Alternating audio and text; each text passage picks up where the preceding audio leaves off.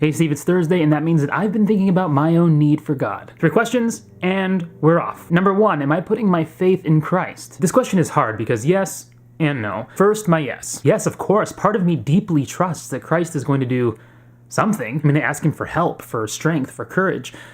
But then I start to get impatient. I think instead of waiting for God to act, instead of that blessed, hopeful anticipation of God's mercy, I try to control something. And so while I do hope and trust, I tend to get a little antsy. And this is where my no kicks in. This is where I begin to struggle with self-reliance.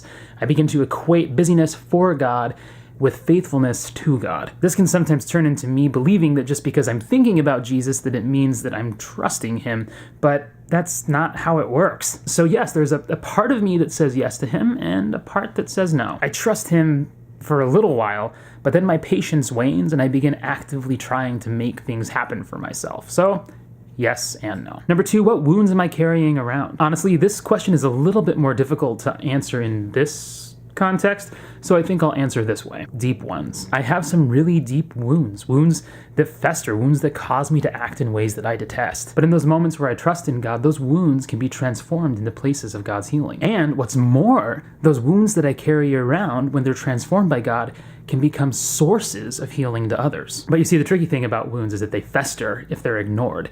If we take the time to bandage them and treat them with God on our own, then we can actually be more available to the wounds of others. Because as long as we carry our wounds around and expect other people to heal them or take care of them, we're going to be sorely disappointed. There is no one man or woman, no perfect career, no perfect community that can take away our wounds. But if we can turn inward and look for Christ in those wounded places, then we need not be defeated by them in the end. Instead of hating our wounds, they become precious to us because they are the very place that God is acting in us. And when God acts in us, when he meets us in our wounds, that's what actually makes us available to wounded others, because we're no longer afraid of wounds. And so while this isn't my most intimate answer, it is my answer today.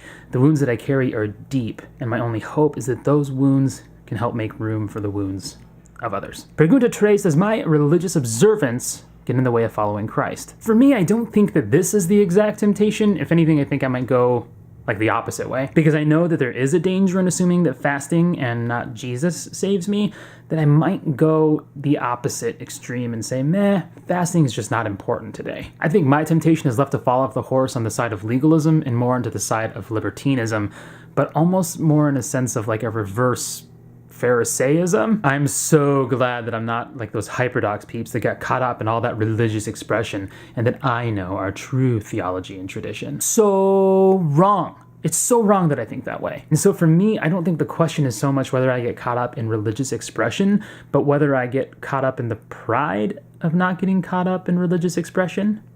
If I'm honest, I think this theology of mine is born more out of a weak-willed, permissive self-righteousness than it is born out of a holiness or a trust in God. If anything, I'm actually taking this question as a challenge to deepen my religious observance as a way of furthering my love for God and trusting more deeply in him. All right, Steve, that's all I got, and I'll see you on Monday.